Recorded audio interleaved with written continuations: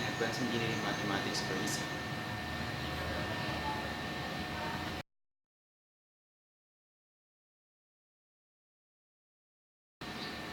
The first thing we need to do is to understand complex numbers.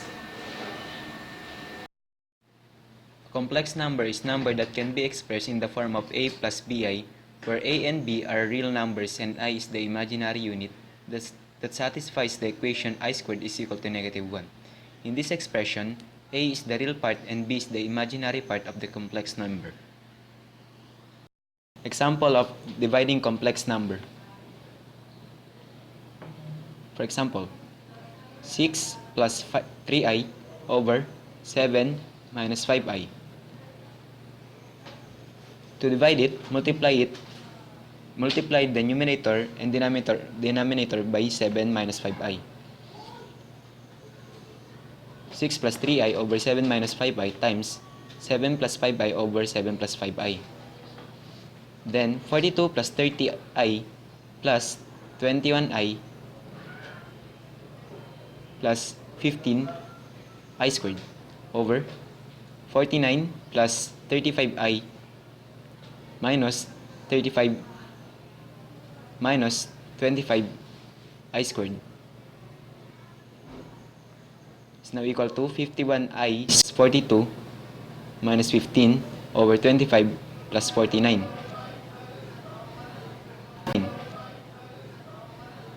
The final answer is 51i plus 27 over 74.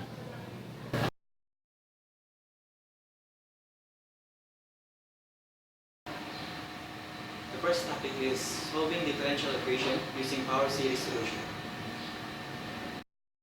In mathematics, a power series in one variable is an infinite series of the form where a sub n represents the coefficient of the nth term, c is a constant, and x varies around c. For this reason, one sometimes speaks of the series as being centered at c. Using power series. For example, y prime minus y is equal to 0. Then y is equal to function of x is equal to c sub 0 plus c sub 1 x plus c sub 2 x squared plus c sub 3 x cubed plus so on and so forth. Then y is equal to the summation of c sub n x raised to n from 0 to infinity exists. Then finding the first derivative of y prime is equal to summation of n c sub n x raised to n minus 1 from 1 to infinity. The summation of n c sub n x raised to n minus 1 from 1 to infinity minus the summation of c sub n x raised to n from 0 to infinity is equal to 0. Then, making their index equal to 0, the summation of n plus 1 c sub n x raised to n from 0 to infinity minus the summation of c sub n x raised to n from 0 to infinity is now equal to 0. Then the summation of quantity n plus 1 c sub n plus 1 x raised to n minus c sub n x raised to n quantity from 0 to infinity is now equal to 0. Then the summation of n plus 1 c sub n plus 1 x raised to n, or n quantity n plus 1 c sub n plus 1 minus c sub n x raised quantity x raised to n is equal to 0 from 0 to infinity. Then x raised to n cannot be equal to 0. Then the quantity of n plus 1 c sub n plus 1 is equal to minus c sub n is equal to 0. Then c sub n plus 1 is now equal to c sub n over n plus 1. This is now the recursion formula where n is equal to 0. The first plug-in is n is equal to 0. C sub 1 is equal to c sub 0 over 1. Then c sub 1 is equal to c sub 0. Then in n is equal to 1, c sub 2 is equal to c sub 1 over 2 is now equal to c sub 0 over 2 factorial. Then n is equal to 2. Then c sub 3 is equal to c sub 2 over 3. Is equal to 1/3 times c sub 2 over 2. C sub 0 over 2 is equal to c sub 0 over 3 factorial.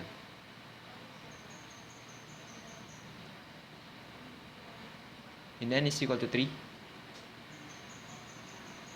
C sub 4 is equal to c sub 3 over 4 is equal to 1/4 times c sub 3 over 3 factorial, or c sub 0 over 3 factorial is now equal to c sub 0 over 4 factorial. Then c sub n now, using the pattern, can be c sub 0 over n factorial. And y prime minus y is equal to 0. Y is equal to the summation of c sub 0 over n factorial x raised to n from 0 to infinity. And it is equal to c sub 0 times the summation of x raised to n over n factorial from 0 to infinity. Notice that e raised to x is equal to x raised to n over n factorial. Then y is equal to c sub 0 e raised to x. This is the answer.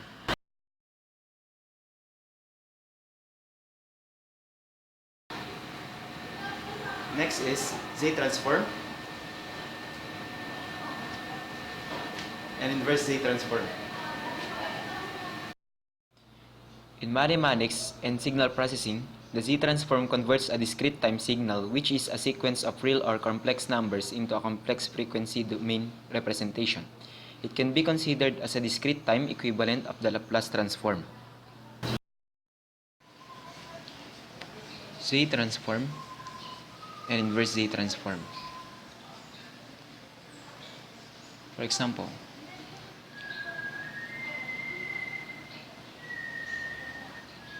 the x bracket n is equal to quantity 0.2 raised to n u bracket n minus 1 over 3 raised to n u bracket n. Then a is raised to n u bracket n is equal to 1 over a raised to n z raised to negative 1. Then x bracket n is equal to 1 over 1 minus 0.2 raised to n z raised to negative 1 minus 1 over 1/3 raised to n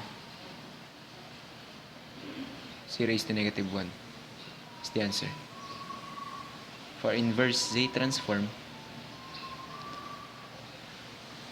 x bracket n is equal to z raised to negative 3 plus 3 over 4 minus 2, or plus 2 z raised to negative 1.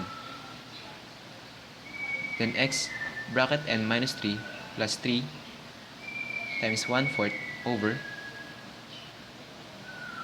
4 plus 2 z raised to negative 1 times 1/4.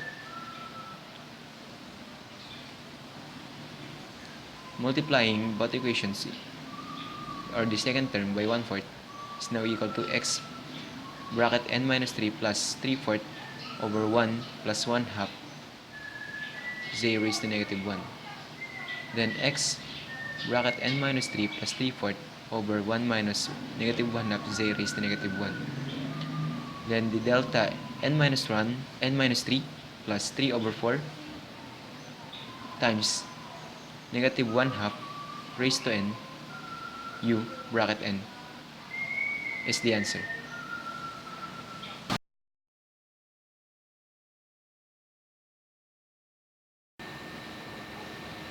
The next topic is solving differential equation using Laplace and inverse Laplace transform. Laplace transform is an integral transform named after its discoverer, Pierre-Simon Laplace. It takes a function of a positive real variable t, open time, to a function of a complex variable s frequency.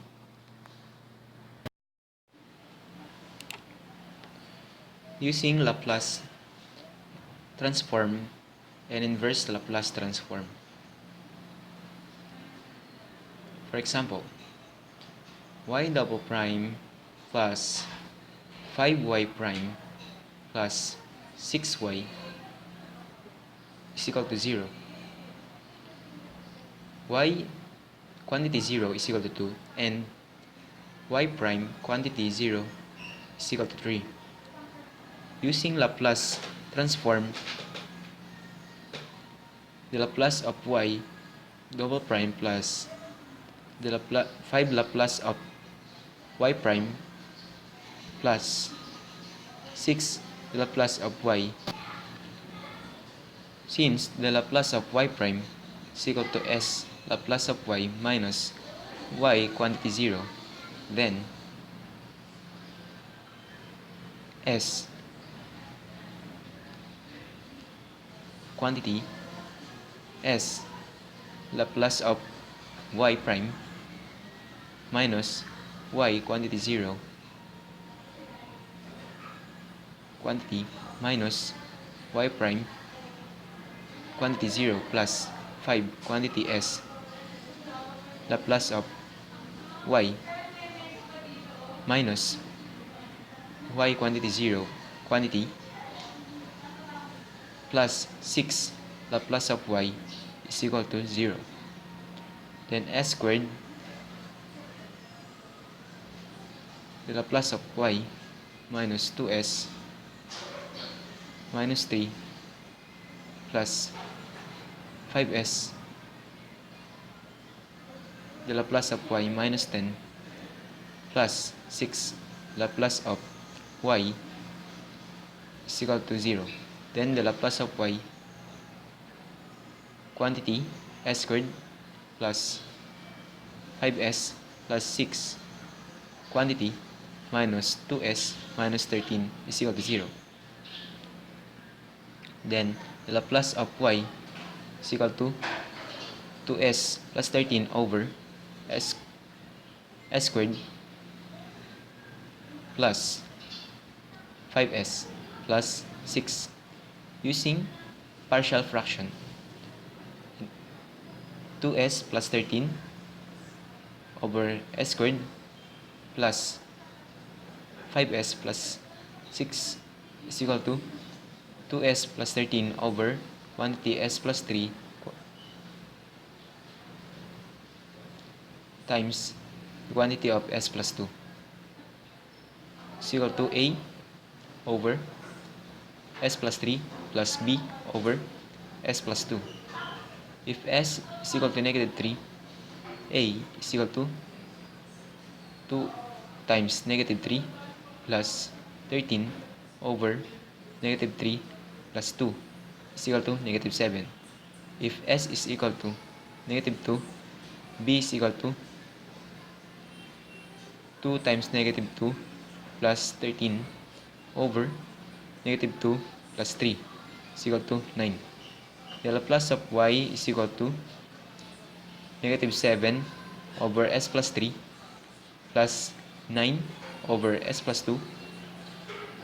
Using the inverse Laplace transform, y is equal to the inverse Laplace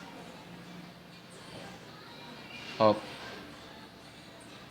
negative 7 over s plus 3 plus the inverse Laplace of 9 over s plus 2 is now equal to negative 7 inverse Laplace of 1 over s plus 3 plus 9 times the inverse Laplace of 1 over s plus 2 and 1 over s minus a is equal to e raised to 8e. Then y is equal to negative 7e raised to negative 3t plus 9e raised to negative 2t. This is the answer.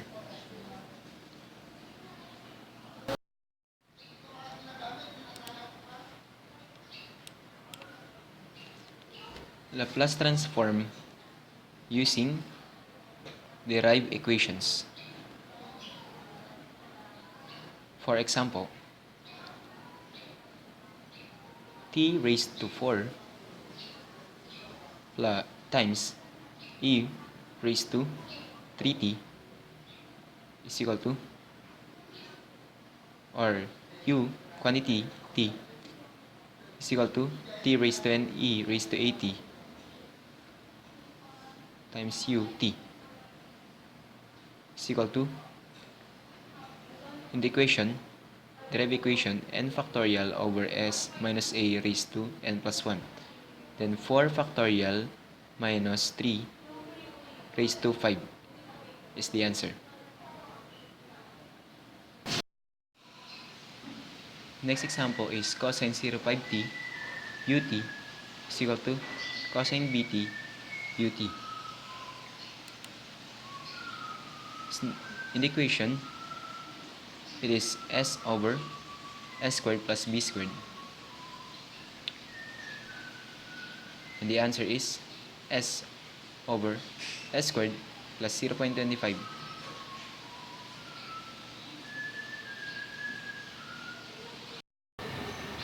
Thank you for watching.